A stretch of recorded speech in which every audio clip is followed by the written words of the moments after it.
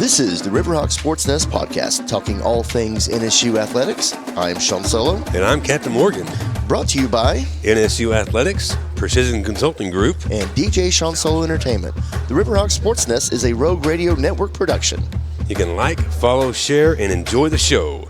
You can listen to RiverHawks Sportsnet on Spotify, Apple, and Amazon Music.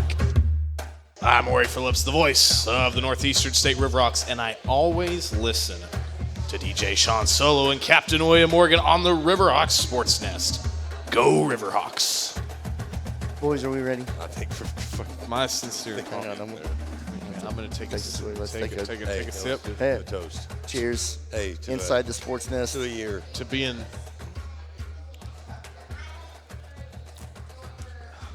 Being the third member to the team. Yes. All right. Y'all ready? Yeah. what is? Hold up. What is Don saying? Okay.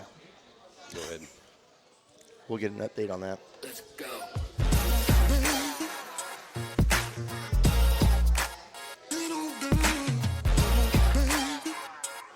What is up, everybody?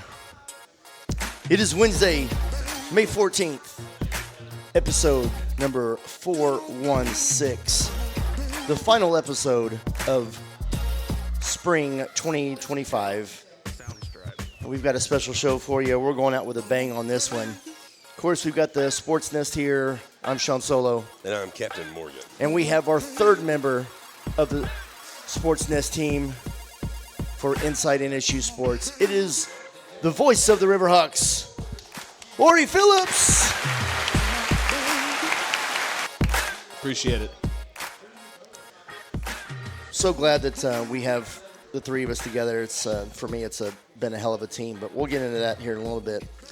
But first off, we are, of course, live here at Emery's Grill in downtown Tahlequah. We, of course, want to thank Emery's for hosting our show every Wednesday night at 6 p.m. And as always, y'all can come down, hang out, have some food, have an adult beverage, ask the coach or coaches or players questions when we have them on. So get to know everybody. That's kind of the purpose of this. But we want to also mention our current sponsors, Precision Consulting Group and DJ Shawn Solo Entertainment.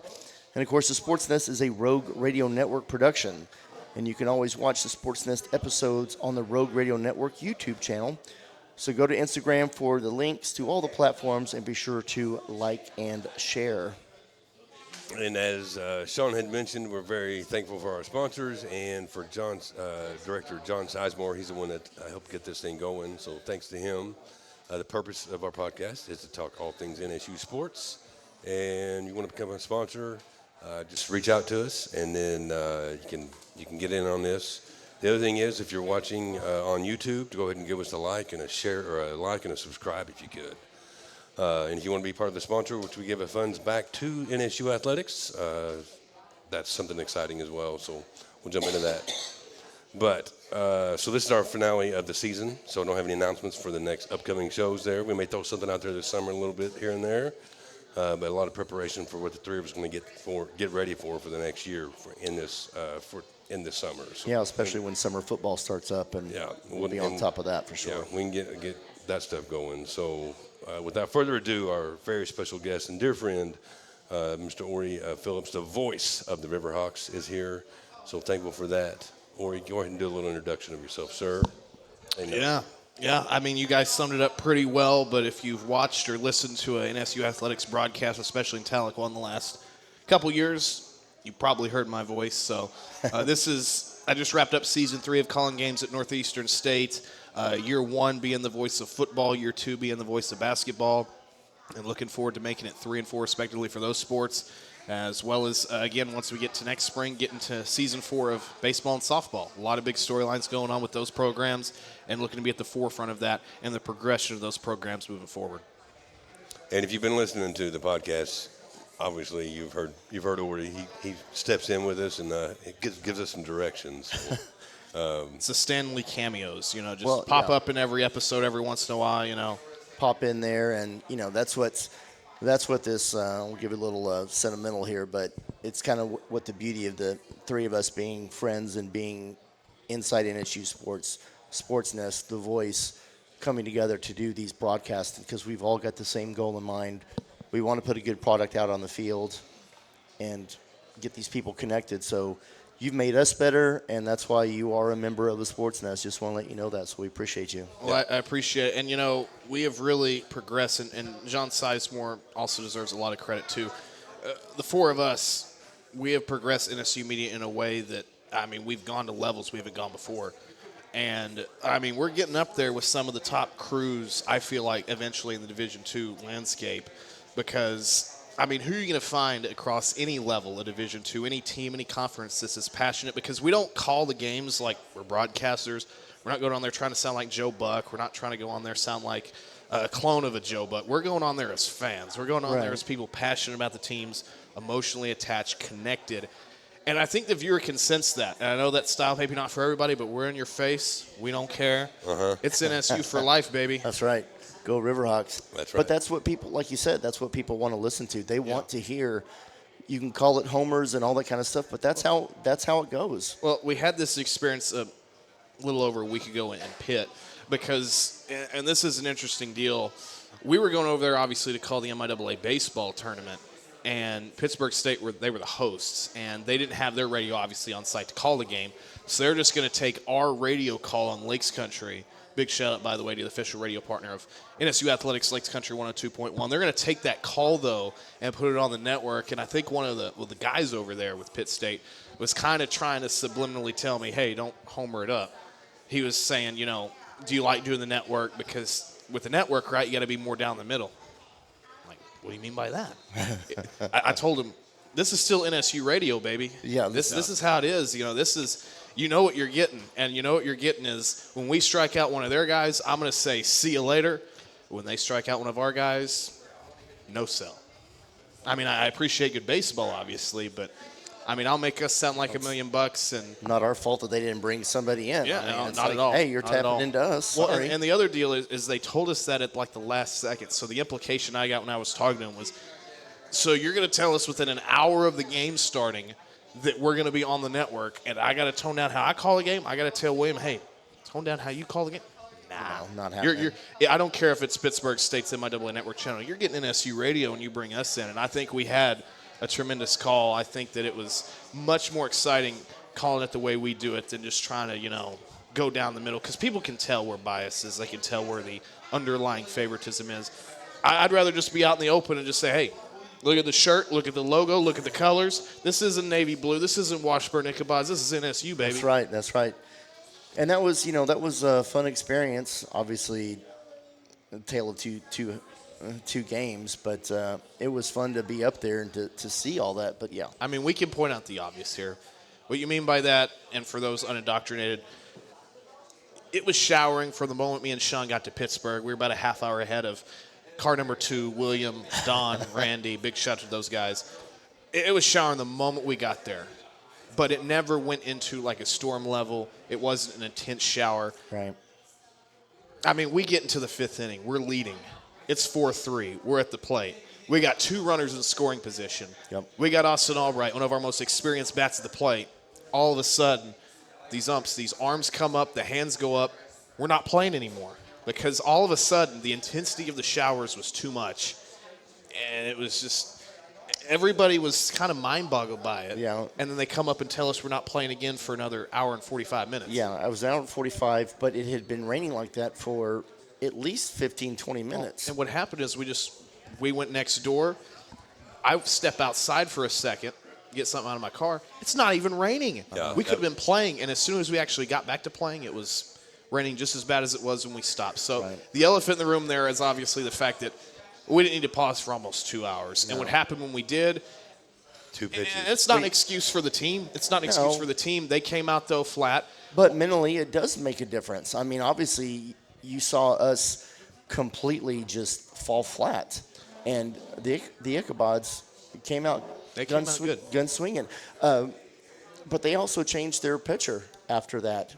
We went back to – I'm sorry, I can't remember who was on the mound at that time. Who was – For us? Yeah, for us. Holden Yaxie. Okay. So Yak was up there, but he sat for a while. Why not start a new pitcher just do a change. But I mean, I'm not a coach. I'm not a skipper. So he was, in his defense, one of our most established relievers all season long. So I don't mind him going with what they know. They know he can get him, especially in the middle relief spot. But with that long of a break, though? I could see it, though, when it happened. I don't know. Looking back, hindsight's obviously 2020. They benefited from changing him out. But the other thing is you give our guy a chance to sit on the situation he's in. The count was 1-2. Yeah. He was down to his last strike in that pivotal inning with 2 runners in scoring position, and they just up and say, don't throw any more pitches. Yeah. Right. We're just going to stop for an hour and 45 minutes. Yeah. I remember they came up because I saw them flashing a 30. I didn't catch a 4:30. I just saw 30 because it was 2:45 at the time. They come up and later and they say, we're not playing again until 4:30. Jeez. And at that point, I'm just thinking, what is going on? So I tell Ben. Oh, the jig was up. NSU was up in the lead. So, no. Because here's the deal. One more big swing of the bat with Albright, and we had that game taken over. Yeah, because we had runners at the corners. We had 2 in scoring position. No, we had a runner at second, a runner at third. Okay, I thought first and third. Okay, it was second and third? significantly a huge spot in the ball game. And, I mean, what do you expect? Anybody in a tough spot, they got to sit on a 1-2 count with 2 outs, 2 in scoring position for almost 2 hours. So they're going to come back, and 90% of hitters are going to freeze in that spot. We did, unfortunately, and they just come in, and the top home run hitting team in the MIAA plays like it, and they're just hitting long ball after long ball against us. They're not taking them all over the wall. The wind wasn't carrying like it did in the Washburn series in Tahlequah, but they were still taking them deep on us, and I mean, it was unfortunate we couldn't get a guy in a consistent rhythm out of the bullpen. But that was disappointing because 30 minutes away in Joplin, they got the game in during our delay. Of course. And I don't exactly buy that it was raining that much harder in Joplin than it was in Pitt. But, I mean, Washburn's a good 30 team. minutes away can't be that big a difference. Can't be that bad. But Washburn, here's the deal, though. Washburn is a good team. They made a pretty good run in the tournament. Don't want to take that away from them, but obviously I felt like, and I even said it once I knew we were off the air on the network and just on Lakes Country, because Lakes Country obviously is going to carry deep into the post game. The Pitt guys, MIAA network, they're wanting off there as soon as they can. So I knew, what we could say, what we couldn't say. Sure. Once we get on to just the radio, I pretty much said, we didn't need to be paused for 2 hours. Right. I mean, the little bit of downtime was fine, but it was frustrating. Let's get into some of the other things with this other sports in the season this year. So. Well, I wanted to ask real quick because you mentioned Lakes Country. Let's get this out of the way because Lakes Country is the official, radio broadcast for NSU sports. Orry, how did that come about? Because you have done an excellent job in getting these sports now broadcast on the radio that haven't been on the radio for what seems like forever. I mean, it wasn't just myself. Obviously, John played a huge role in that. Luke Kelly over at Lakes Country also significant in that aspect because he's really the representative of that station in terms of that aspect of things. It was a deal, where John had progressively continued to further the relationship with the station. I came in full-time June of last year. So you could say it was right place, right time, but once I came in, we started talking more with Lakes Country and said, hey, we're really building something. It really all started with NSU football. We said, new coach, big name, the guys who's bringing in totally different caliber. This is a chance to get on the bandwagon before we have a bandwagon. Right. And Lou was very excited about the prospects there. Lakes Country, they were very excited about it. So they said they'd carry football, and eventually it transitioned over into basketball. And, we're giving content to the station, so it was a deal of, okay, well, what do you think about baseball, softball, spring series is kind of what we called it on Lakes Country 102.1. We hadn't had baseball on the radio in about 3 years. Last time it was on radio in Tahlequah live was the 2022 regional. So he said, what can we do about that? And softball had never been on there before. And to me, that was the big goal was, okay, let's get softball a platform. They were really competing with some of the top teams in the conference. They went out and they beat Pitt this last year. They should have beat them twice. That's another story for maybe another time. Right. But the people that watch it, they know the deal. It was like, what can we do to get these ladies a platform on there as well? And they were very receptive to it. So we got 2 games for baseball in there and then the additional third one with the postseason. We got the 2 softball games. That was the first time NSU softball's ever been on live radio in Tahlequah. And baseball, again, first time in 3 years. So it really was just a lot of different factors there. But Lakes Country, they're willing to, look at NSU, say, hey, you guys are doing great things. We want to promote you. We want to give you that platform because we believe in you. And so that belief was significant. I mean, put us in the spot for football that Oklahoma State was in for a long time. Right. And part of it is obviously I think we're more marketable in Tahlequah because we are Tahlequah school. Northeastern State is Tahlequah school. It's not OU. It's not Tulsa. It's not OSU. It's not Arkansas. It's NSU. Right. And the other aspect of it that helps is that we're not taking up the entire day with programming. You know, with Oklahoma State, it's 8 hours. They got the 2-hour pregame show. They got the 4-hour game. They got the 2-hour postgame. For us, it's an hour pregame, 4 hours in game, and then maybe a half-hour postgame. Sure. And they can get back to their actual programming and promoting the local artists and getting music on there, which is what that station's primarily for. So it's a great fit. I really like the direction we're going with that, and I'm looking forward to going into year 2 with that partnership. Awesome. I think kind of building on that, going off the softball, when you called the radio on the softball, you actually got to have one of the players be color with you. So that's a different aspect of the game that even in the press box sitting up there as a PA is just hearing that talk, hearing the way that she talks about things. She'll say stuff off air like, we're going to do this, we need to do that. So getting that aspect of it's pretty neat. I mean, obviously, and the other thing I want to kind of just get this out on the front end is that anything basically media, I mean, Orry he's the head of broadcasting. He takes care of it. I've got to give a shout out to Don Veith. Yep. Huge shout out. He is the associate director at sports information director, if you will, kind of that role. So everything goes through those two, and it's about probably a 4 to 6 man job or 6 person job, and they're doing it through the two of them. And so it's really good to see the passion that they have for NSU. And then that's the thing with you, Orry. I mean, I just call you a walking encyclopedia of NSU sports. I mean, you've got a lot of good information on that. So I don't think that NSU could have a better broadcaster than you out there. I mean, it's pretty impressive at the stuff that you come up with behind the scenes, and not everybody sees. I mean, the preparation you have and on the radio, obviously they're listening to you, but you've got all your paperwork ready, all your scouting reports ready.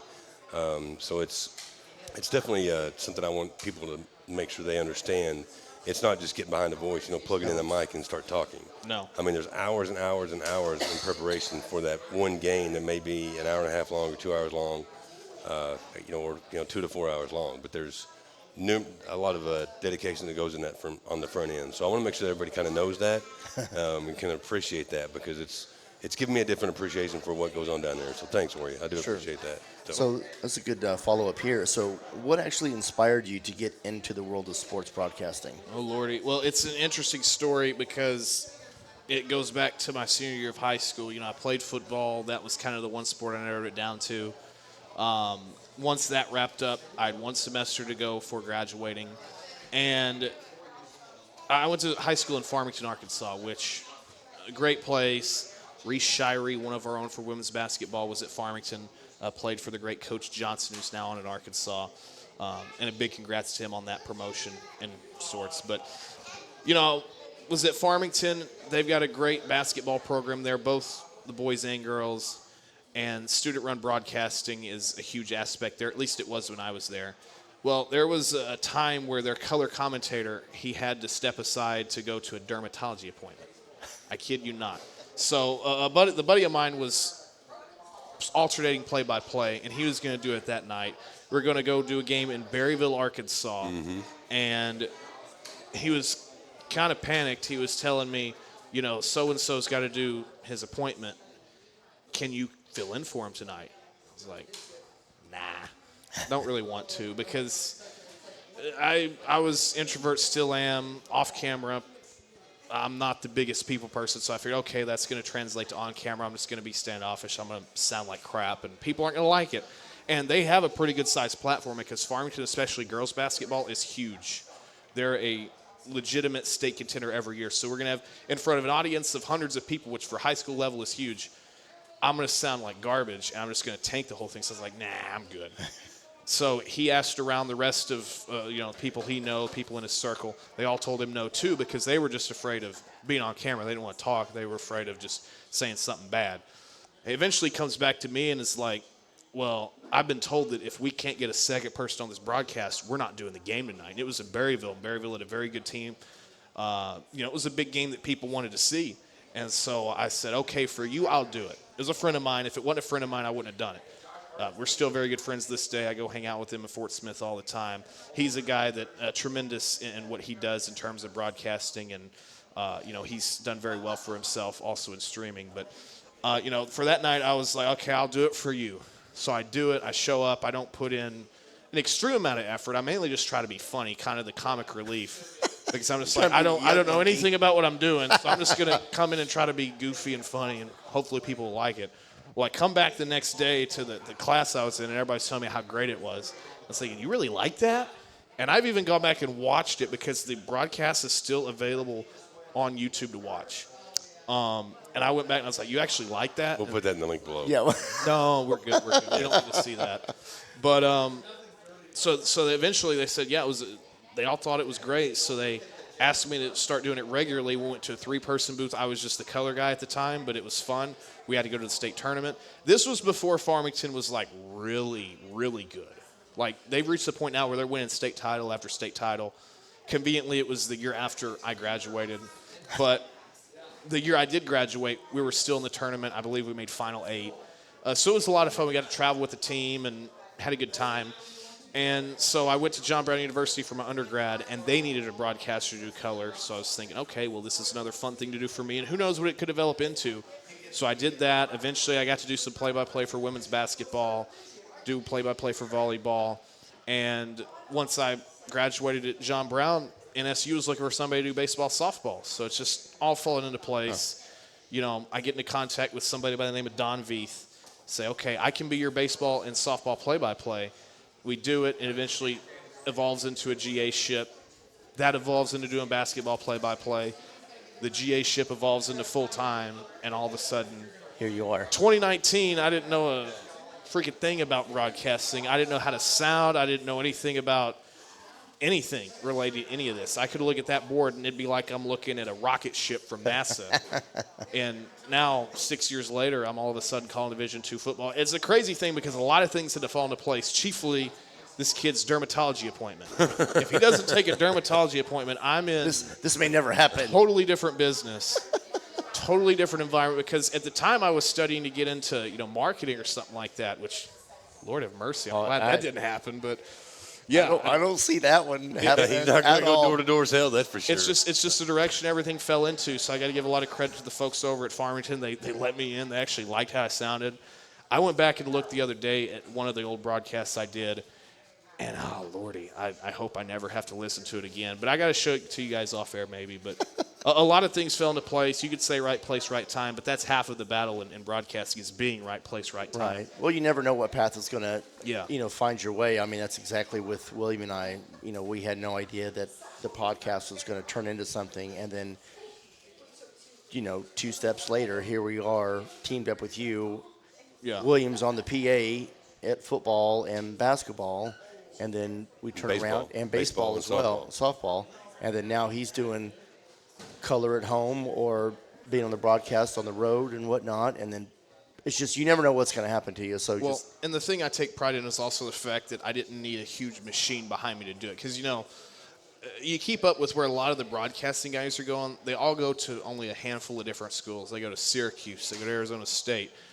Ball State's another one that's got really good broadcast pro. I didn't do that, and I ended up, and that's the same thing you guys. We're not the standard broadcast profile. We're not going on there trying to sound like, as I mentioned earlier, a Joe Buck. We're going on there, and I don't even like really associating too much with the announcer circle because people just assume I'm going to sound like everybody else. It's like, no, we're fans. Yeah. And we call games and we talk about sports the exact way. You take that camera away, you take these mics away. That's exactly how we're going to talk about it at the bar after the show. We're fans. Yep. And there's nobody we're bigger fans of than Northeastern State. We may not be the most technically sound booth in the MIAA, but holy hell, we are by far the most passionate. Yeah, and the most knowledgeable, I think. And I think that's what translates to the fans, for sure. And that's one of the other things. If you listen to going back to your original broadcast, just if one were to listen to last year's basketball, I'll say 2 years ago now, I guess, basketball, the way you called that as opposed to last year, especially towards the end of the season, there was a big difference just from the front of the season to the end of the season. But, Orry, the voice is getting much more comfortable with calling things and seeing things. And, when you get towards the end of the season, you know the players, you know their habits, you know who's going to be on the floor. Right. You see what they're running. You kind of, you got a good idea of it. And that's one thing that Orry's got a good eye for recognizing that as well. The other guy I give credit to, because, again, this year people notice, and rightfully so, that I kind of upped the homerism. And, again, some people like it, some people don't. One time I was at a family gathering in Arkansas, and one of the family people showed up and was like, that's not really how they sound on, like, Fox or on ESPN. It's like, great, that's not what I'm trying to do. Right. I'm trying to sound like that's the voice. A national broadcast. That's not. Because what people don't get is I don't broadcast for UCO definitely not UCO fans. I don't broadcast for Roder State fans. I don't broadcast for Kearney. I don't broadcast for anybody except NSU. This product I put out is just for NSU and people that root for the RiverHawks. And, I mean, all things – I got to give a lot of credit to John, because there were a couple times where during the season I got a little, we call them ref rage moments. Because when I first got to NSU, my motto was I'm not going to say anything about refs, because I respect what they do. I could not do what they do. Yeah. Go out there and try to call a game and try to get everything right. But a couple times early in the basketball season, I kind of went off. And I was thinking, oh, no, I'm going to get in trouble. I'm going to get in trouble for talking like this. Yeah. And John loved it. Yes. And a lot of the people I ran into around town, they loved it. They're like, we love this energy. We're the black sheep of MIAA, so yeah. So it's like, just, okay, well, I'm just going to keep calling it like a fan, not like a Joe Buck clone. So right. When I was in KC on the committee, there wasn't a lot to do during games. I was on the basketball tournament committee. Not a lot to do during games. So I just be on my computer, and I edited a bunch of quote unquote ref rage moments together. And during that UCO women's basketball game in Edmond, last game of the regular season, we had about 8 minutes compiled of just harping on them. And yeah, it was.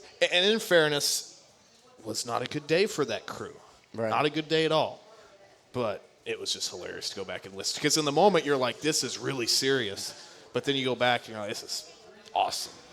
So speaking of that, speaking about some of the calls that you made, maybe with the homerism or however, what was your favorite call of the season this past year, any sport? What was your favorite call? Probably when we beat Washburn. Nation's #1. Men's basketball. Yep, men's basketball. I believe it was the second time I've ever called a college event where we beat the nation's #1. When I was at John Brown, they were number 8, number 9 at the time, and they were playing then #1 Mid-America Christian. I was not play-by-play of that game, though. And so getting a chance to then wrap around 5 years later and call us beating Washburn, nation's #1, because people don't realize, Washburn, they didn't win the title. They still made the Final Four. At one point in time, they were the dogs in Division II during that season. Most of the year they were. Yeah. I mean, their guards were just that much better than everybody. They were able to shoot lights out, night in, night out, and we beat them. And so I didn't think going into the year exactly I was going to be able to say NSU just knocked off the nation's #1. I don't know if I get to say that ever again. Yeah. So getting the chance to say that at the event center, and our athletic director, John Sizemore, was right beside me, and then 5 minutes later, he's like, that was a hell of a call, man. That was a huge moment in my broadcasting career. And, again, you never know when you're going to get those opportunities again. I mean, I was just going through the record books today for NSU football, and it's been over 20 years since we beat a ranked team there. So you never know when these moments are going to happen. You never know if it's going to happen again. Seeing that happen when it did, us knocking off Washburn, a team that eventually made the Final Four, that was significant. And doing it right here in our own house, I'd much rather do it here in Tahlequah than do it in Topeka. I love going after the teams when we're on the road. Right. I love being able to wave goodbye to their fans. Not me literally, but some of those players, maybe, especially if it's in a Claremore and Edmond. But in Tahlequah, that was an electric night. Well, that kind of leads on to the next question I want to ask you. So, obviously, Shawn and I have got to travel you a little bit over this past year. I a little more, especially on those longer road trips. Yep. So I got to know the real you as far as how you felt about each school and that kind of stuff. So tell me your favorite. So I'm just talking MIAA here, and I'm going to go any sport. I mean, pretty much going to be football or basketball. where we travel. What's your favorite place to go to, and what is your worst place to go to, and why? Am I allowed to say NSU is a favorite? No, where we travel away from MIAA. Okay, so this has nothing to do with the venue itself. But my favorite place to go to during this season was Wichita because my brother lives there, so we got to hang out with him. The family aspect Yeah, there. so when we went Yes, to Newman sir. for basketball, I was into that because, my brother lives there. He doesn't go to Newman, by the way. He did not even know what Newman was. No. And it was weird because he knows who Friends University is. They're across the street from Newman. But my brother was asking me, why are you guys going to Wichita? This is January. Why are you guys going to Wichita? What team are you playing? Friends is in AI. You're Division II. So we're playing Newman. What's Newman? I'm not even kidding. He literally said, Shout out, brother. what is Newman? And but it was a lot of fun. We got to, me and William hang out with my brother the afternoon before the game, and then afterwards we went and got to hang out with him again. So I really enjoyed that. That was my favorite. Yeah. I will say that. I Yeah. really enjoy it. And I like the folks at Newman. It's a smaller school, but I really like their broadcaster, Jackson Schneider. He's tremendous. Newman already had a broadcaster go across the MIAA with Blake Cripps to Emporia. So they put on a good show for what they have. And, I like it up there in Wichita. I might have to go back again this summer. Not to Newman, obviously, but to Wichita, hang out with Brother Phillips, my older twin brother. Sure. He doesn't look it, by the way. Well, let's do this. We've talked quite a bit with Orry, about Orry, background, all that kind of stuff. Let's take a station identification break. We'll pause here. We'll come up with part 2, and we will talk and we will dive deep into this semester of NSU sports. So I like it. We'll be right back. All right, welcome back. This is part 2 of our RiverHawks Sportsnet. We have the voice of NSU athletics, of course, Orry Phillips, with us. So we ended on the Yeah, so before we went to break, I'd asked Orry about his favorite place to play in the MIAA, any sport, and his least favorite place to play. And he answered the first part of it, but I would like to get the good stuff. Which one's your least place? Where is it? Football, basketball? Doesn't matter. Well, I already mentioned it on the podcast with men's basketball. It's Emporia. For football, they don't have bad facilities. I'm not trying to go that direction. But their press box for football, it was among the most cramped we were last year in any space. We had more space in the NSU press box. And, in That's saying a Emporia, lot. in Emporia, it was me and William, and that's it. If Randy wants to come in, it's, Randy, you got to knock, tell us you're coming in so we can move all of our stuff because it's up back by the door.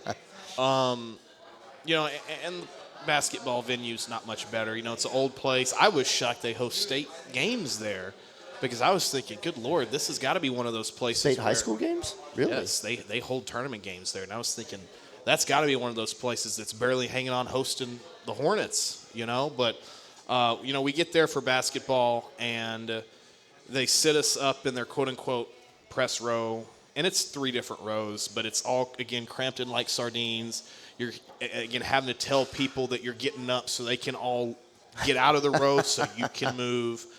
And when we were there this last January, they sat me next to their PA announcer. Mm-hmm. And so anytime I'm calling the game like I call the game, he's giving me, death stare. He's like... He's giving him the business. He's giving me the business. Mm-hmm. And it's like, hey, let me do my thing, buddy. I'm not looking at you when you're, doing your thing. And mispronouncing our players' names. I don't think he was the worst offender. Now, there was one, I think it was UCO, that I You mean the team out west? The team out west. Team We're out not west. The team I out don't west. I don't know about that. The point is though, their PA. Oh my Lord! I think you'll have to jog my memory, William. There was one that was really bad this last year. Was he were we on the Who like was third the one level? that was called? Yeah. So Okay. that was Emporia. Yeah. Calling her Snow to White. Yes. Snow to White. Yes. Snow to White. Like, you might as well have just said Snow White. At this point, And obviously, if they can't get Snowda's name right, they're not going to get BK's name right. No. Because that's, They'd probably do so you're going to Kirchhoff. hear Brennan Kirchhoff. Right. And, they're not going to get Medina's name right. So they're going to say Medina Camara. And Medina, at this point, I give up. I hear him say, now entering the game for Northeastern State, number 12, Snow to White. And I give up. There's no correcting you at this point because you might hear me say something and you'll just get it wrong anyways. Mm-hmm. But Emporia, I wasn't a big fan because, again, it's a very cramped space. It's an older-looking venue. They have a video board that's about the size of the TV right above our heads. At that point, I think I told Don, I said, if our video board was that small and that off to the side, I wouldn't even acknowledge it. I wouldn't even use it. Yeah. But, Emporia is probably my least favorite to play, closely followed by Rogers State. I'm not a big fan of Claremore. They basically play Rodeo barn. They basically play in a barn.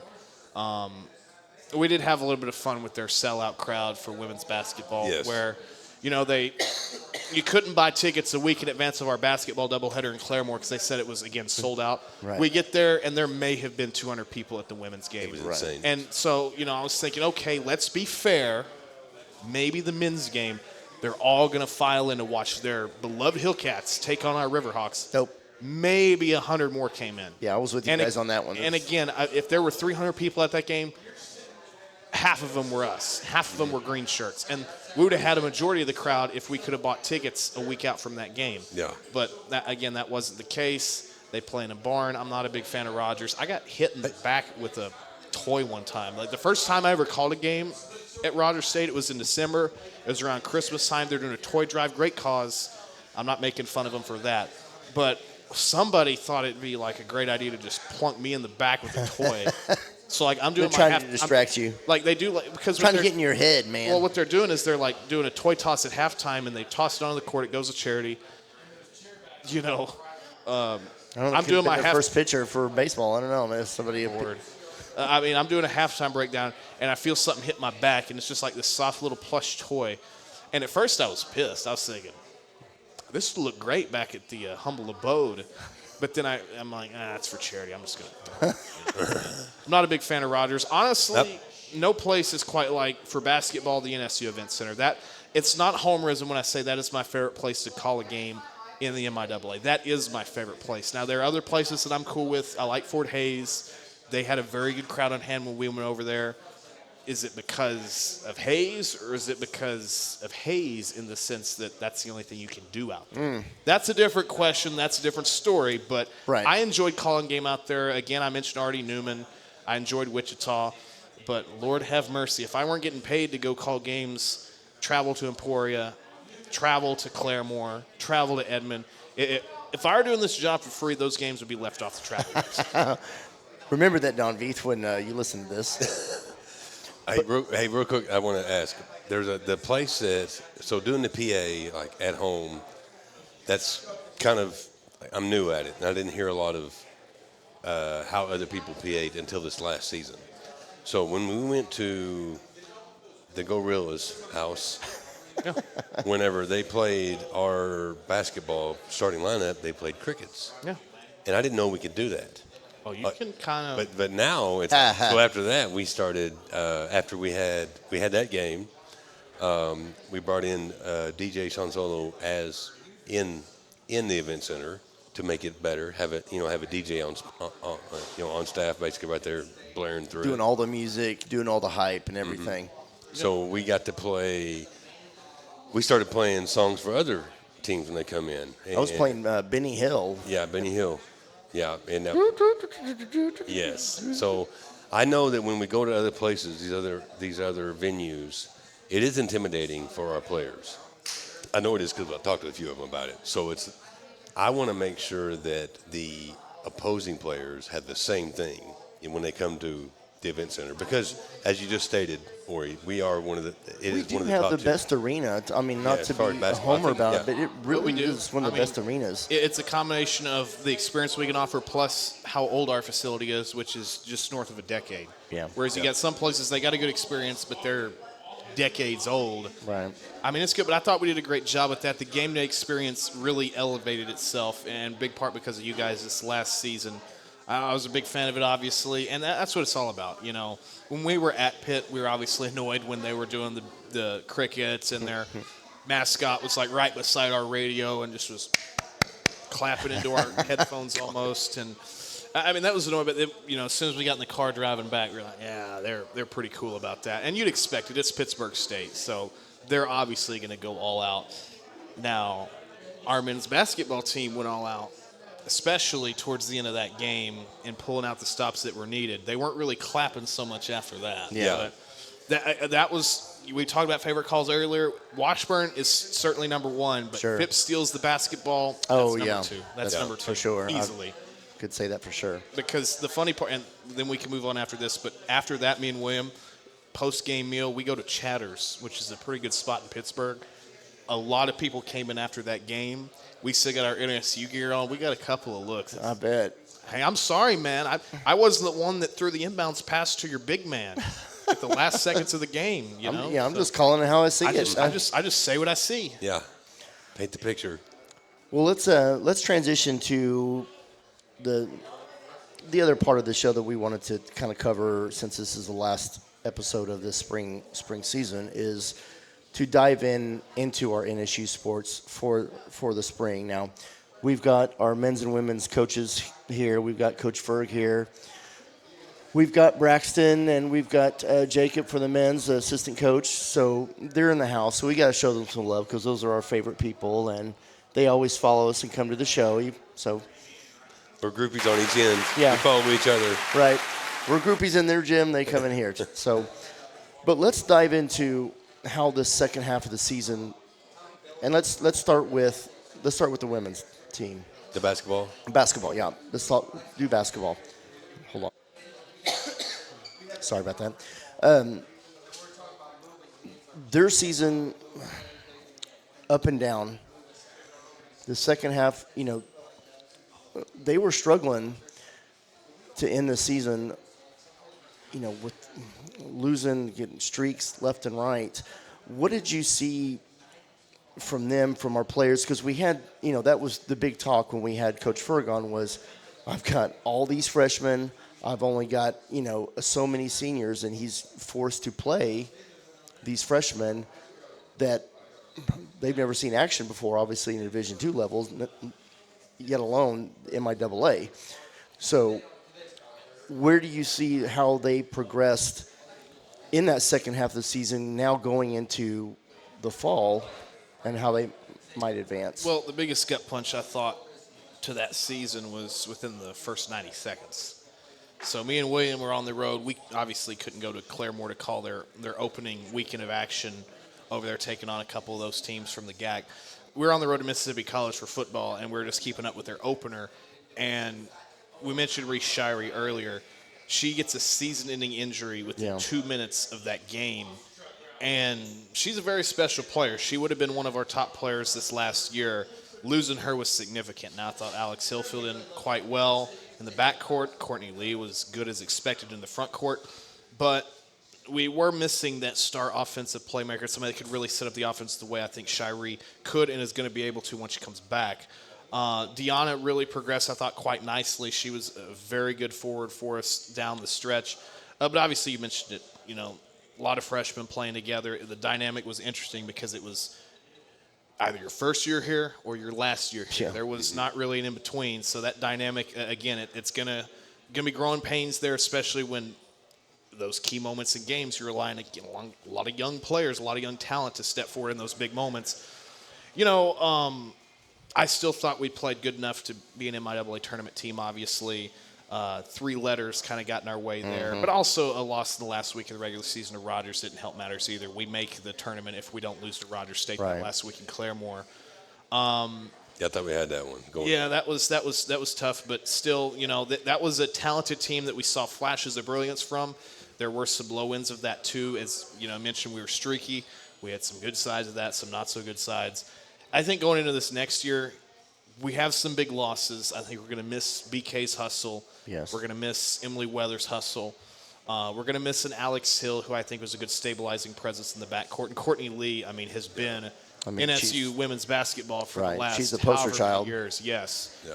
But I'm very confident in the class of newcomers we got coming in. They're returning talent. I consider Shirey a newcomer because she has played just 90 seconds for us. Right. If she's able to come back strong off of injury, she's going to be a force. I remember, good grief, this probably isn't a great thing to say, but I remember watching, because I'm Farmington, right? I remember watching the Cardinals and seeing Shirey being very impressed with their game. Wow, that's a great player. And then a little while later, I see, wait, she's going to NSU. Wow. And so, I obviously, it was sad to see her go down, but I'm looking forward to seeing her come back. I think she's going to have a great comeback to her. It's going to be great for us. Hopefully not so great for about 13 other teams. Right. But I think there's a lot of potential. You know, women's basketball, we haven't won an MIAA tournament game since 2015. By the time next year rolls around, it'll be over a decade since we've done it. We haven't made an NCAA tournament since 2012, but I think we're on the back half of those droughts. Hopefully we can get over the hump, take a tournament win, and really give some teams a run for their money. Again, especially in the backcourt, I'm confident. We got to get some more length. Me and William mentioned all the time this last season, you know, taller teams eviscerated us. Fort Hays State was one. I remember Hollenbeck. It was just a matter of, okay, she just takes the basketball, boom, shoots over. We look like a class 4A, 3A high school team because we were so short. Now, I know that I'm not sure of all the names yet because I know you can't officially probably say anything on air, but Coach Ferg and Braxton have done some hella recruiting over these past several months and gotten some killer talent, got some length. I think it's going to be a big impact. And, you know, you also mentioned Deanna earlier. You know, she did come on the second half of the season and was a lot more active on the boards. You know, obviously conditioning and athleticism will help her game even more. Well, so to have her in the front court is going to be great. And it goes back to what the other thing that the voice said was just freshmen. I mean, you have people that a year before that were playing in high school ball, and this is D2 ball. So, you know, getting those juniors and seniors in, you know, heavy sophomores. But just think of those sophomores, all those freshmen that got yeah. that experience yeah. in February, you know, January, February, March. You know, talk about Snow White, Snow to 80. Yeah. She was a spark off the bench. You know, talk about hustle. You know, if she elevates her game, she could be that another little X factor off the bench. Yeah, I think the length, as Orry said, we need the length down. Yeah. We need the length, but, you know, Stona's one of those, and Ferg mentioned it during the coaches show this year, you know, she's one of those girls that really, I think, is better coming off the bench because she gets a time, you know, like a boxer in the first round of a fight, learn the matchup, kind of see what's going on, then she goes out and, you know, she's obviously able to go out and be a killer. Now she's had a year of time to learn in full, whether it's in a starting role, whether it's off the bench. I think we're going to see down the line, you keep that young core together, it's going to pay dividends the early playing time, even the growing pains we saw. It's going to help them down the line knowing, hey, they've already seen every single one of these MIAA teams at least once. They're going to be better. And again, now they know what to expect. The announcements that have been made regarding the newcomers, I'm very confident about. A lot of faith that this team is going to take a next step up because, I mean, things are looking up. Things are looking up for this program. And again, we haven't won an MIAA tournament game in 10 years, haven't made an NCAA tournament in almost 15. But I think those droughts are starting to reach their conclusion. Well, hats off to, you know, Coach Ferg because he's made a lot of headway with little to do with, you know, being first year and now the second year with all the freshmen. And I can't wait to see what year three holds for him. But let's move on to men's basketball because we've got some hot topics with NSU sports and men's basketball. That's almost going to be a complete retool. We did lose we lost our starting five. five. Couple of seniors and then three graduated. Three seniors. Three graduated, and the other two went to portal. Mm-hmm. And so now it's like, okay, what are we going to put on the court from our current players? Yeah. And how's that going? I mean, we're going to have a completely different team this fall. It's going to be a different team. That's why it's hard to kind of preview what lies ahead because we still don't know what the team's going to look like. Again, that we had 5 starters last year, and all 5 are graduated or portal. So, I mean, it's a retooling process, and if this were 2010, we'd be in very big trouble because of how college athletics was then. Nowadays, with the portal, effectively free agency, I mean, you can still reload pretty quickly, and then we've got a great crop of talent at the high school level, just within an hour of us. The Tulsa area, tremendous. Hoping that, again, they can get that completely retooled again because, I mean, it was sort of the same boat last year. We didn't really have a proven answer beside Jackson Jones in the backcourt because we lost Trey Cordobaum. From the outside, it'd be easy to say, okay, well, we're kind of in trouble there. What happens? We bring in Trey Phillips, who, you know, was a second unit guy at ORU, but he ended up being All MIAA. All MIAA guy, the best scorer in the league. And he should have been a first teamer. Teamer. There's no way around it. How he didn't get that, I don't understand. It's ridiculous in my mind.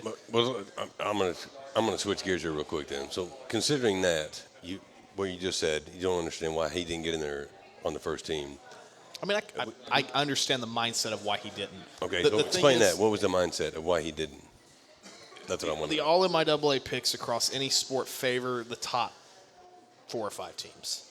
By the time we roll into the MIAA tournament, we're the last couple teams in. So basically, if I were to go up to somebody within the MIAA and say, hey, what's going on?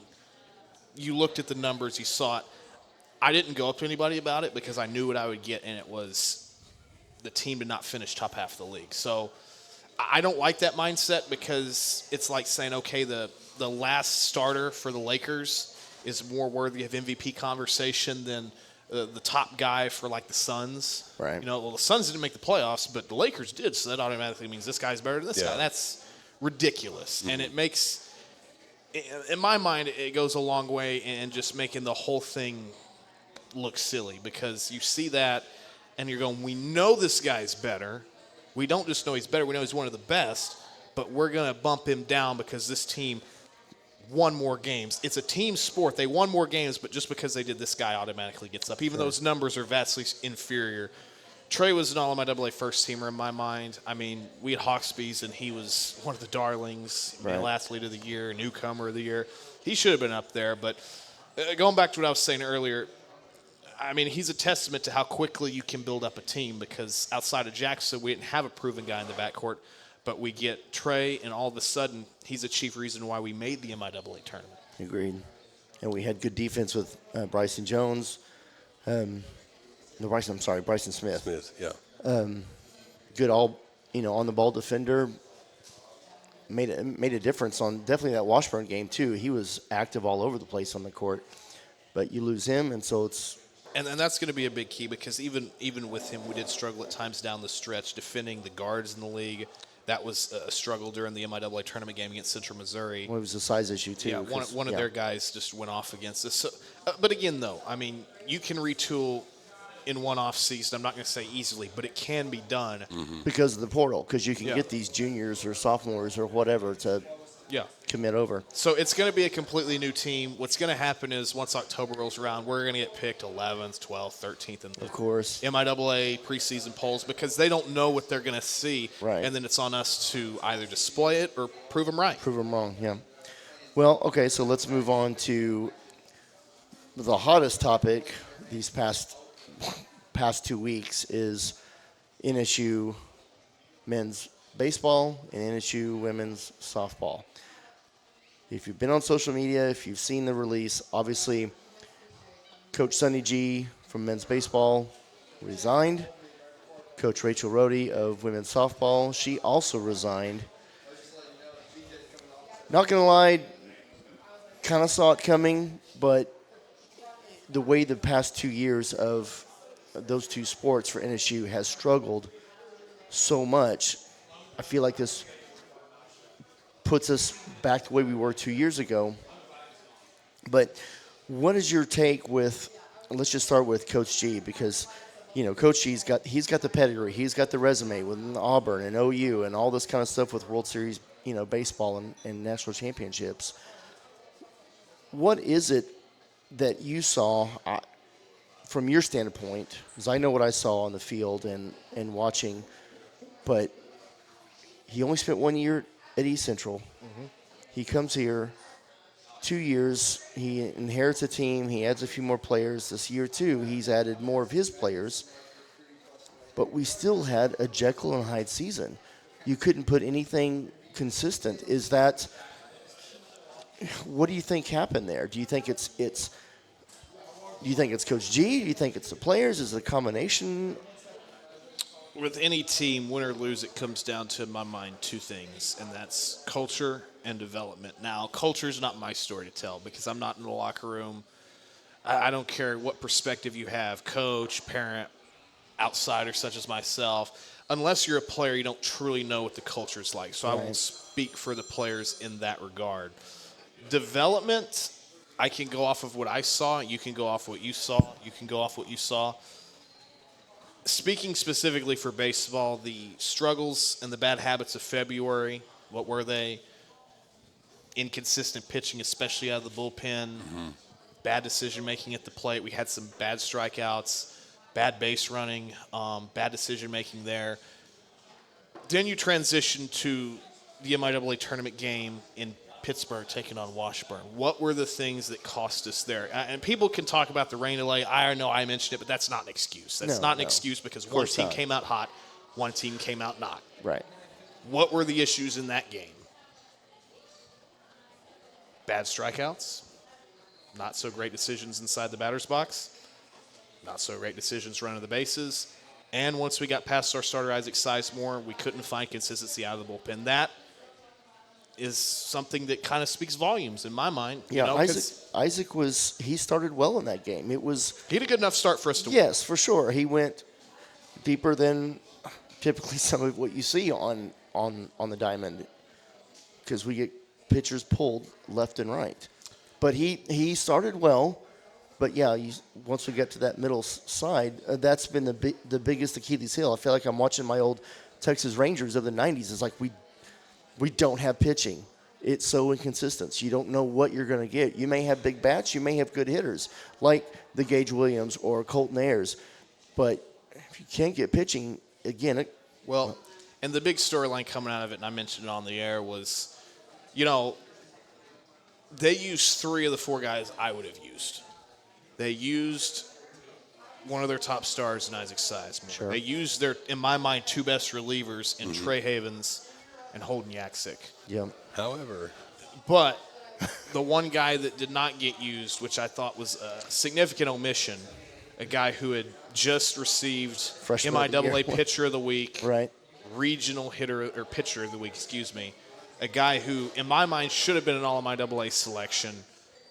Even if it was just honorable mention, you got to throw him a bone. But it was Braxton Jones. We didn't see him in that game. And against a team like Washburn that could produce big play after big play, and they showcased it once we come back from that delay, not seeing him was a surprise. I will say that. Now, I don't know the reasoning behind it. Maybe they didn't like the matchup. That's not my thing to say. He's the coach. I'm the announcer. He obviously doesn't tell me how to announce. I'm not going to tell him how to coach. Sure. That was a huge story coming out of it. Because I know I had people asking me, including Mama Phillips, why didn't we see Braxton Jones? Well, and that's where the HSOs were going to come out of this, the Hot Sports Opinions, is that this is not a 3-game series. You are one and done. You've got to go out guns blazing. Put out your big dogs out there. Yeah, I mean, I can hash over that 100 times, but the one thing that the fact of the matter now is that we are actively seeking for a baseball coach. So I'm looking forward to seeing how they can move forward, moving forward on this. Because it's been a rough couple of years. Right. Kind of want to lay it down Yeah. and just see how we can move forward on it. And, I mean, Director Sizemore is obviously doing a lot. He knows what he's doing. He's got some people on the committee. Can we say who's on the committee or not? So he's got some high-profile people on the committee for the hiring. So we're looking forward to getting somebody that's a good fit for us. Right. He's taking care of it. That's the big thing is it's got to be to make a good fit for our program. Yeah. And I will say this one thing for Coach Sonny. I mean, he was in Division II. He was at Central for 1 year, and then he came here. So I think that the Division I coaches are different than D2 coaches. They have a different support system. They have much more funding than NSU does. Well, sure. So I think it's not something that it's not just a coaching job that you can move from like that. There's so much more here to grab a hold of. They've got some more hands-on things to deal with, and it's not where you have that support staff at a D1 Right. where you've got 6 or 8 or 10, how many ever they have, I don't really know. Right. But basically the coaches say, I want this to happen, and they make it happen. Well, here. Right now, it's all him. It's like I want this to happen. Well, I got to make sure it happens. And he knows the game, obviously. And that's just I'm not just saying just with him, but anybody that is going from that experience to this experience has got to be a challenge. Sure. So I know that Director Sizemore has that in his mind as well. So I'm excited to see who's going to bring in. Again, and then on the softball end as well. We lost Coach Orry resigned, so we're looking for a couple of other. He said he doesn't. He's already interviewed some people for that. So that's kind of the thing on the back end of it is where we are a D2 team. We're a very high division D2 team, being an MIAA. It's compared to the SEC of a D1. Right. So we've got to get that, but the other end of it is funding and all that kind of good stuff, all the back end stuff. We're right, and we got to get the right players, and that's what I feel bad about some of these guys that just came in here for the first year. That Coach G, love the dude, super nice guy. He was always honest and loved being on the show and stuff like that, and hats off to him. But those players that followed him here, it's like, okay, so we go back into the same thing as, okay, how much of our roster are we going to be retooling? How many of our veterans do we keep? How many of those players that he brought in, do they want to stay and see what happens next with the next era? Yeah. Or do they follow him again? So it's, again, it's all that up in the air. But well, one of the things real quick, I will say this, that I was talking to Orry before the show. He said that baseball attendance a few years ago was phenomenal compared to what it is now. So there's been some changes that have obviously affected the people that come to see. So hopefully we can make the changes now that will bring them back in. I mean, I think you said there were 300 or 400 people there, right? My first year at NSU was 2023. That was the year after they made the regional. We had probably 300, 400 people a game, which for Rousey, which is not an extremely huge facility. There's no huge baseball venue in the MIAA or in Division II as a whole for the most part. But we packed it pretty good this last year. I mean, the numbers don't really lie, and it was kind of sparse at times during the season, especially in those bleachers on the home side. I got to give a lot of credit to the student athletes. They still showed up throughout the year. They were very loud. I appreciate it. Got thrown out 1 point. Well, I mean, but I appreciate the enthusiasm because and I said this on the air, and this is me getting back on the soapbox, but that's what sporting events are about. I know when I was 18, 19, I was going to Arkansas Razorback games. I was heckling. I was yelling at Coach Cal. Little did I know that about a half decade later, I'd be rooting for Coach Cal. But, that's what it's about. When you're young, you go out, you heckle, you raise Cain, and you have a good time. That's what it's about. This ain't a library, folks. No. Nobody's doing book reports here. I'd be very impressed if you did one, though, at one of our sporting events with the noise our students make. I'd be very impressed if you could maintain that focus to do it. But that's what it's about. If you want to go to a quiet place to watch a game, go watch a Pee Wee game. This is college sports, man. Right. It is still Division II. It's college sports. Yeah. The student body out there supporting all the other teams and the other teams supporting each other's teams. That's what makes it fun, and that's what helps get the stands in. That's what helps get the excitement going. And we're going to – the student athletes, they support each other. We're going to get that. The big thing is obviously if you want to bring in the broader crowd, the Tahlequah folks, if you want to give them a reason to come out and support the team, you got to win. And obviously, we actually played better on the road in baseball this last year than at home. We didn't win very many home games. And if you can't defend your house, it's kind of the common thing in sports. You can't defend your own house. Well, they're going to show up. And unfortunately, that's the world we live today. Sports. I'm going to steal one of Orry's beers here. Refill mine up. The casual fan, the average fan, they just look at wins and losses. They don't look at what's transpiring on the field. And we'll get to that here in a minute when we talk about football. But here's the deal, though. I can't go after fans for looking at, because that's what the business is. That's what it is. I know. It's wins. It's not about, and that's why, I can support any system, a playoff ranking that's built off of that. I know the baseball system changed to be in 10 teams, expanded field, single elimination. That's got its own pros and cons. But at least it's still off of wins, because that's what the business is. That's what we're built on. It's not moral victories. It's not close losses. Close don't count, folks. You got to win. Right. You got to win to bring them in. Right. All right. Well, let's switch over to softball. Yeah, it was. This season was pretty cool. I mean, as far as watching, we got we got some good wins. Got to see some good, really good players on our team. that really, we had a few that were really hitting the ball and doing well and some pitching and stuff. So Orry can go on to that. But it's phenomenal to see. Again, we'll go back real quick that it was announced that it was broadcast on Lakes Country. Yeah. And you actually had one of the players that was on that had been hurt on there. And I got to give a lot of credit to Bryn Birchfield. She was the one that did color. And, when I was at John Brown, we didn't obviously have a deep pool of broadcasters. So regularly we would bring on players or injured players or JV players to do color. And, oh, my Lord, it was very tough. It was very tough. So I threw the idea at John, could we maybe bring Bryn on because she had her season lost to injury pretty early on.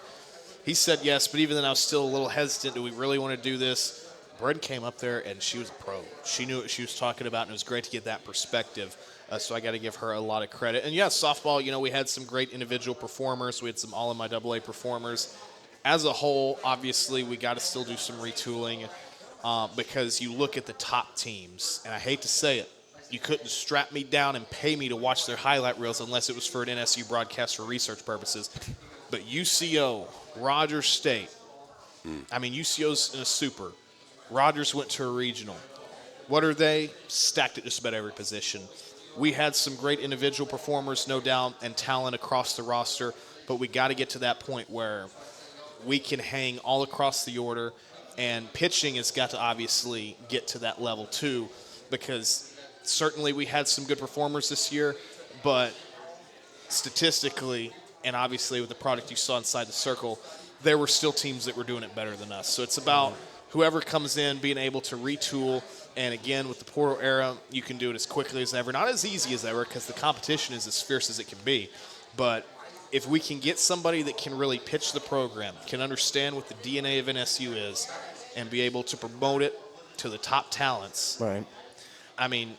I think we can really be a force, but we got to be motivated, and those players coming back, they got to be motivated because fact of the matter is this, and I checked on this before the show, we've won a combined 25 games in the last 2 seasons.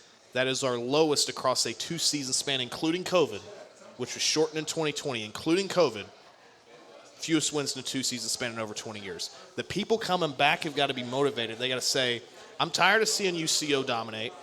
That's what they're doing. Right. This is the voice of the RiverHawks saying this, folks. I'm tired of seeing that. I'm tired of seeing RSU dominating. I've deleted Twitter, partially because I can't stand the site, but also because I got a lot of MIAA broadcasters on my follow circle. I'm tired of seeing UCO playing in May while I'm on the couch. I'm tired of seeing Rogers play while I'm on the couch. These players have got to be the same way they're coming back, and it's in any sport. I think if we can get a coach that really understands the DNA of NSU and is bought in and can get players that are bought in, we can get right back up there in an instant. But the fact is this has been our most turbulent 2-year period in terms of winning games in quite a while, and that means we got a lot of work to do. And that's, there's a couple things talking about softball, and you actually include this in baseball as well. In this transition period on the committee looking for this new coaching staff, what are some of the most important things to get out of the portal before the season starts? You got to get a good starter pitcher on both sides, in the circle and on the mound.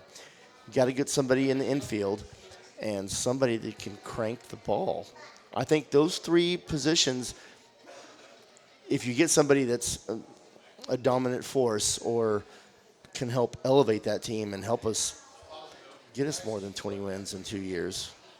But I would argue you need even more than that because agreed. If you want to compete with the elite level, you need at least 2 arms. Right. You need power bats. You need an athletic infield. You need an even more athletic outfield. But that's where I'm at. Is like, are we behind the gun now because of these changes? Do we still have time to in the recruiting process? That's the only thing that bothers me. Yes, I know the change had to be made, and I agree with it completely. But now are we putting ourselves back under the gun? The difference is, and I was mentioning to William about this before the show, is that with the last coaching change we made, that happened in July. The predecessor left in July. At that point, recruiting's happened. The coaching hires have already happened. We eventually made the new hire right there early fall. We're not doing that this time around, so we're not behind the 8 ball the way we were before. Because when we fielded a team, and I got to give Rhodey credit for this. This is something I always give her credit for. She entered and inherited about as tough of a situation as you could. When she came in 2024, we had about 15 players. You got to field 9, and that means if you get a couple girls hurt, oh my Lord. Yeah, you're toast. You're toast. Yeah, No, absolutely. hats off to her for what she did, And obviously. so the coach coming in, I think to the credit of Rhoda, you got the talent in there. They're not going to be inheriting quite as tough of a situation, and obviously also because you didn't have a resignation in July, you're going to be in a spot where you can get the new person in there, and they still have much of an off season to recruit and bring in that new talent and work in retaining as well some of the other folks. Yeah. I mean, well said. You can't. There's no follow up to that. That's good. So let's move on to. I'll tell you what. We'll end on football, but let's talk about some of the other sports that have had some success this spring. Talking about, women's golf with Sam Maselli. Talking about women's tennis. I know they ended in the MIAA tournament yesterday against Northwest Missouri, but you had Tegan that was well touted this season. She was the first teamer. And then she was in soccer as well. So tell us some of the things that you've seen, and that was a highlight for you in those other sports this season. Well, I got to give a shout out to Tim McClain. He brought in a mostly new roster, and that's always going to be an interesting situation to have to encounter. Tegan, she was a returner, and she went from being, I believe, a 5 singles, to being number 1 singles, and she was very good. I mean, again, an all-MIAA first-teamer, top 50 in the nation in ranking. She was great. Now it's a matter of, obviously, continuing to build that group. But now Tim's situation gets even more interesting because he's earned the right to see his workload double. Right. Men's tennis has come back to NSU for the first time since the turn of the century. He's going to be the guy leading that, too. And I've already talked to Tim. He's got a great vision. I'm very confident in what he brings to the table. And, I mean, John's a very careful guy. He's not going to give big responsibility to somebody he doesn't have faith in. Sure. He's not that type of guy. He's not a type of guy to just throw flyers at somebody. He knows that Tim can build a winner, and he knows that Tim can build a winner for both the men and women. I think he can, too. I'm looking forward to seeing what he does with those programs. Women's soccer, you could make a case we're maybe 1 win away from making an NCAA tournament. We lost to UCO in the opening round of the conference tournament, and perhaps that was our undoing. Perhaps we still had more work to do. But we got a large returning class back, I believe, with Coach Wooten, and I'm confident that they can make that run again. It's been a while since we made NCAAs, but I think this is going to be one of the more talented teams in quite a while. Men's soccer, they had some struggles this last fall, but hopefully that's fuel for the fire. Hopefully the talent that comes in as well is able to really build on the standard we've set throughout much of our past seasons. So I'm looking forward to that too. And you mentioned football. We haven't had a consistent winner at NSU for football in quite a while, but Chev, he has been on the prowl. He's been looking for the top talent. And we watched in the spring, and there was a lot to be confident in. The energy's been high on the defensive side. It's been that way since Coach June got here. But now that we've been able to retool, athletically we're better, technically we're better. And on the offensive side, it's about building that line. I think we're seeing more there. The skill positions have improved. I think we're going to see a greater result. And, football obviously is the interesting one because from a scheduling sense, interesting. It's independent. We're only playing one MIAA team. We're kind of out of that MIAA scheduling landscape. We're playing Central Oklahoma. That's it. Everybody else is a lot of fresh opponents. And I'm looking forward to seeing that dynamic because you got some that are non-NCAA foes, Lincoln, California. You got Westgate Christian. Lincoln, Missouri is an NCAA team, but they've struggled immensely for a long time. Their last NCAA win was about 6 years ago. But then you got some tough ones. You got Saginaw Valley, who's routinely ranked regionally and often nationally. Mm-hmm. You've got a D1 team in North Alabama we're going to go face that was a powerhouse in D2 quite some time ago. UCO's, they were good last year. They're going to be good again this year. Of course. We know they're going to be because the talent is stacked there. Even with a couple big losses, they're still going to be solid. You expect them to be. And you got a very respectable opponent out of the GLVC, McKendree, and you got S&T, who is a former MIAA member. That's going to be a big one for the MIAA historians. We were not a member, I believe, at the time S&T was, but still a local opponent. You want to beat them. West Florida, regionally a contender, nationally oftentimes a contender. They were a national champ within the last decade. So it's still a tough schedule. I've already seen some folks on some sites saying, "Oh, NSU, they're just loading up with the cupcakes." That's what I'd heard as well. And that is a load of nonsense because I believe we've got 4 teams that either finished the season in 24 or at one point were regionally ranked and tournament contending team, playoff contending teams. West Alabama's another one, and then you got a D1. I mean, half our schedule is juggernauts. So anybody saying that because we've broken out of the MIAA bubble, we're playing cupcakes, no, get out of here. Yeah. And also improve your research because, I mean, good Lord. They just look at the headlines again, look at the wins and losses and that kind of stuff. But I mean, yeah. Google's free. Google's free if you got an internet connection. Yes. I mean, it's still going to be, in my mind, a tough schedule by and large. Oh, agreed. Plenty of tests abound. If we can come alive and get our first winning season since 2011, that's got to be one of the biggest stories in all of D2. You sent me and William some text earlier about some historians.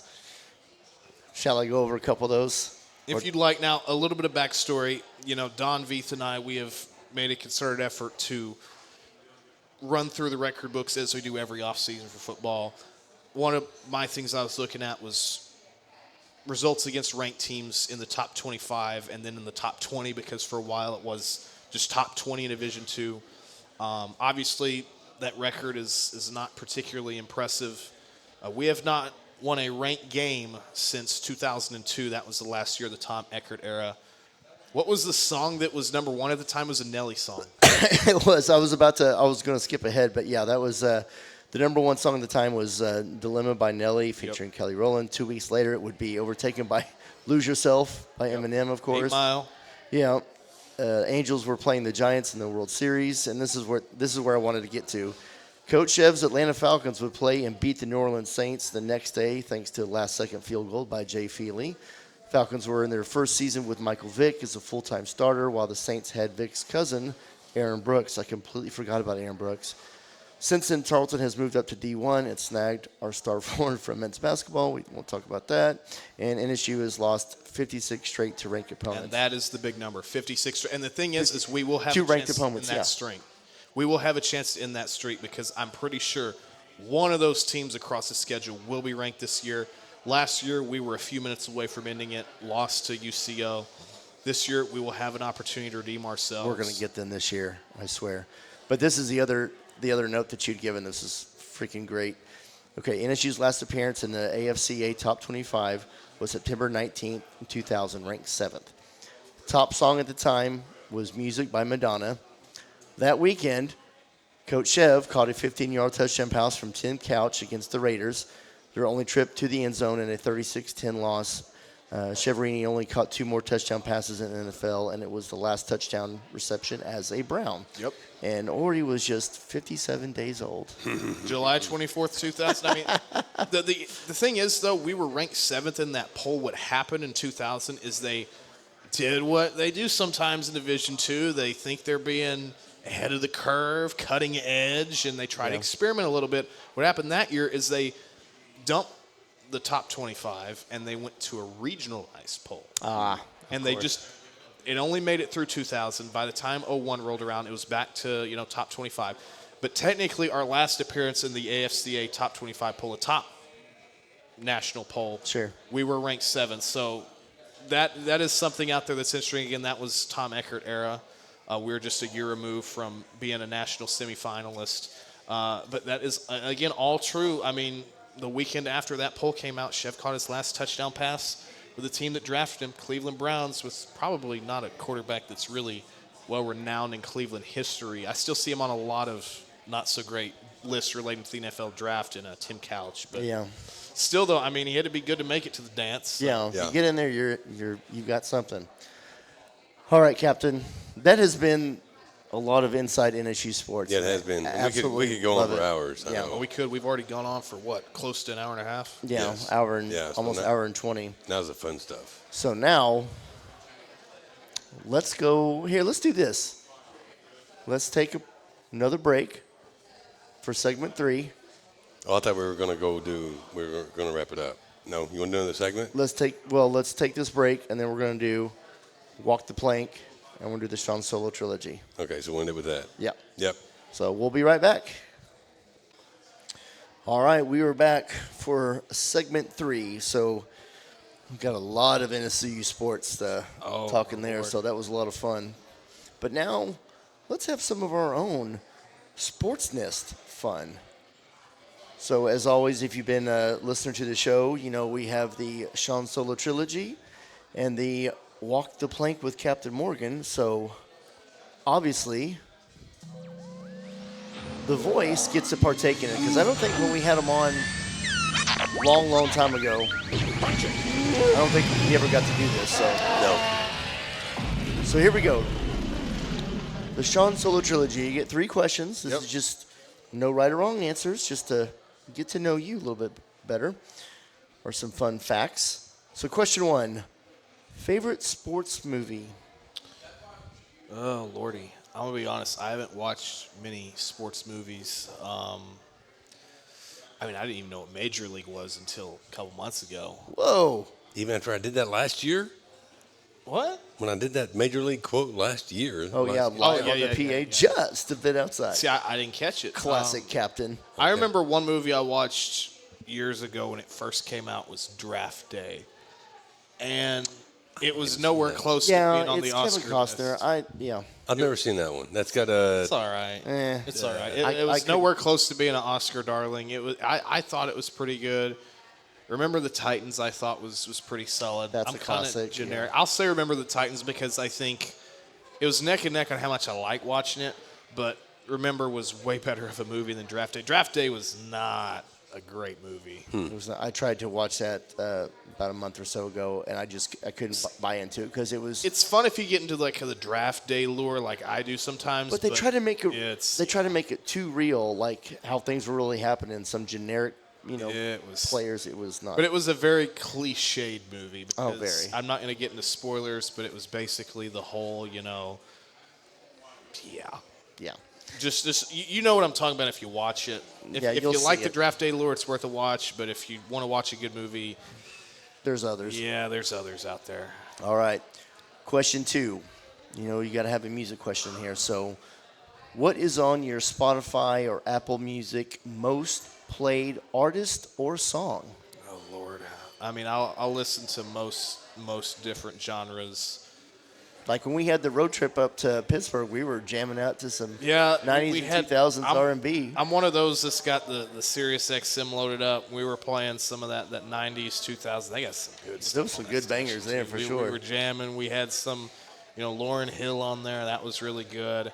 Trying to think of some others. Well, you had Nelly, of course. Nelly was on yeah. there. I'm trying to think of some of the ones that we really got into, though. Boyz II Men was on there. I like that. That was pretty good. That was pretty Yeah. smooth.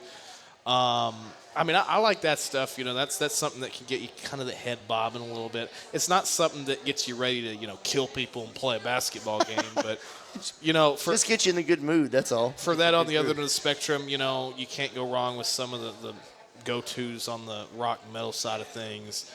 I know the one you guys are waiting on me to say, though. No, well, No, I think you. I'm thinking more like your game day song would. Yeah, be like the what- Rage, Okay. Rage Against the Machine or something. That's Like- what I'm kind of thinking. Maybe. like if you pulled up your Spotify playlist right now, do you do Spotify or do you Apple? I'm Apple Music. Okay. So, your most played song on Apple Music. Ooh. I don't know if I've checked it, to be honest with you. Trying to think of the one I played the most lately. If I were to pick one song and one song only I could play on game day, only one, it would be Cult of Personality by Living Colour. Ooh. That's I a would good play one. that. I would play All right. that. It kind of gets you into the, I'm Yeah. about to do this. I'm about to, You might have to make a note of that for this basketball season. That is a good one. I like All right. that one. yeah. Okay. But there are a couple others that are, close runners up. Can't go wrong with Jimi Hendrix if you're really old school. But some of the new ones I like, as well. You got some rappers these days that I like too, Okay. Well, Cult of Personality, we'll remember that for Yeah. this fall for sure. All right. That's a good one. Question 3.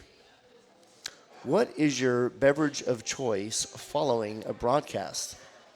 Barry White, Fireball, or tequila? Ooh, nah, probably not tequila. Okay. I only do tequila in special occasions. Okay. Like if we knock off the nation's number one, Do you go tequila? Yeah, I did a couple of tequilas after we knocked off the nation's #1. In Nice. fact, I even did an Apple Crown, which I had retired from Crown for about a year. But And Apple. then, we beat Washburn, and me and William were going to Kroner, and he's like, I'm about to get an Apple Crown. Are you going to get an Apple Crown? And you know what? When you beat Washburn, you can't say no. When you beat the nation's #1, you can't say no. So for one night only, I came out of retirement having an Apple Crown. But your options: Fireball, tequila, Or Barry White? It's Barry White. Yes, It's sir. Barry That's White. what I was wanting to say. Yes. Yeah. All right. Well, there you go. There's the Shawn Solo trilogy for The Voice. Now, Oh Lord. this is going to be fun. Yeah, this is the segment here with Walk the Plank with Captain Morgan. So you stay aboard, I'll get you a shot of whatever it is you want there. Tortilla? Within reason. Don Julio, then. Now, if you get it wrong, I hope you can swim, or you got to walk the plank. So take it away, Captain. Some of that Dos Equis weight has me a little nervous, but go ahead. Yeah. So there's in our travels this past couple of semesters, there was a song that you played originally on one of our first road trips that I was just like, this is the dumbest song ever. I don't like it. Whatever. It's like, it's stupid. And then I started. Snob. And then. Snob. Whenever you played it, the more you played it, and the more I heard the words, it was humorous to me. Yeah. So that song being Pink Pony Club, I have no idea who it's by. I just know the name of the Chaperone. song. What's that? You gotta get the Chaperone. times, man. Chaperone. Okay, Because so she's got so much other good stuff that the Pink Pony Club is just the initiation. Well, then you get into That's that. a, You get that's into a starter pack. That is the start, but once you get into it, there's so much more. I go back and forth on getting into it, but I know that that's a song we rolled up to. Snob. I can't be a snob. We rolled up to a few. Oh, we to a did. few We, gyms. we rolled just up. jamming it. Oh Lord, we rolled up. To But it's turned into Orry's. I got to tell a story. his theme song. When we were in Kearney, we left the hotel. We stopped at a gas station, and I was just feeling it. And I was driving, so driver gets the music. I'm like, we're playing this. And I start playing Pink Pony Club, and William is the same way. It's like when two minds link. All of a sudden, he's cranking it up, and I'm like, and then we pull out onto the road, and we realize that the NSU charter bus is like right behind us. So we crank it up, and we pull into Kearney. And it was on just about max volume. I'm talking Windows down. max volume. The entire team heard it because we get out of the car, two dudes playing Pink Pony Club, and the entire women's basketball team. Braxton, I think it was Braxton. One of those girls was about to just fall over laughing at us. Yeah. And I was like, you think you're laughing at us? You're laughing with us. Yes. Hell yeah.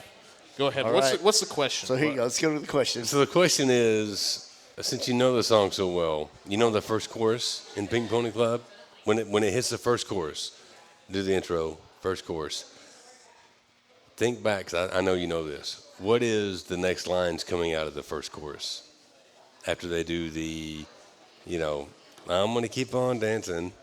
So when they do the first chorus, what are the next lines? I'm going to keep on dancing. Is you asking me to name the lines after that? Yeah, so the chorus, you know what the chorus is? When do they do? I'm not musically inclined. Okay. So the chorus is when they do the main part of it. I'm Yeah. going to keep on dancing. That's Pink when Pony. after They do that Pink like 2 or 3 Pony times in the Club. song. Yeah. So after the first round they do that, what's the next verse? So technically the first. Yeah. Okay. I see what You you're want me to name off the second verse of the song? I want you to tell me what the next line after I'm gonna keep on dancing at the Pink Pony Club. The very next I'm going to verse. keep on dancing down in West Hollywood. I'm going to keep on dancing at the Pink Pony Club. Pink Pony Club. Nobody sings the second verse, dude. Everybody's too busy reeling off the That's buzz at the end of the song. chorus. The Hollywood thing. Yeah, No, but that's part of the chorus. I would like to play it on here, but I know we can't. No, can't, YouTube copyright police. know, will be But so they do the beginning. She does the intro, and then she goes into the I'm gonna dance at the Pink Pony Club, and then the next line is. You're going to sing it. You're going to sing I'm gonna have to try to sing it. I'm up in Jaws. I'm up and Jaws are on the floor. I'm up and Jaws are on the floor. I'm up and Jaws are on the floor. Lovers in the bathroom and a line outside the door. That's Black Lives. Back. There you go. Black And a light. mirror disco ball. There we go. There we go. There he goes. Every night's another reason why I left it all. That's If you do the next 3 lines, I'll give this to you. Give You it didn't to get the him first now. 2. Huh? So you said, I think my wicked dream. Oh, no. You said, I every just night's- got into the zone for about 5 seconds. Now I'm back out of it again. all right. I think you should sing it, William. I'm trying to get him to sing it. No, you're the one that has good Okay, voice so on it. I think my wicked dreams leaving Tennessee, Santa Monica, Yes, sir. been too good to me. He's got it. Yes, he did get it. He's got it. He did get it. All right. All right, you're on. All right. Very good. Lord have mercy. All right, that we're dream gonna bring fun. the shots on right now. We'll do it after the show. Yes. But there you go, folks. That is. I mean, he already got owed you. me that shot. I already between one of our segments, he got a. I mean, we had 3. This is our 3rd period. If Yeah, you're going this hockey, wise. Yeah. So, yeah, But we definitely I had got him a tortilla shot. Okay. He was not a fan, by the way. No, it's not It's a fan. okay. Not a big tequila fan. Well, this has been a hell of an episode. Yes. I love it. Maybe This the is- longest episode. No, definitely the longest. Definitely the but longest. I knew this was going to happen because the 3 of us together, we can sit there and talk sports. We can BS all we want to, and I absolutely freaking love it. Mm-hmm. But right now, before we close this out, I need Orry. I need to get a liner from you. We're just going to do this live. Okay.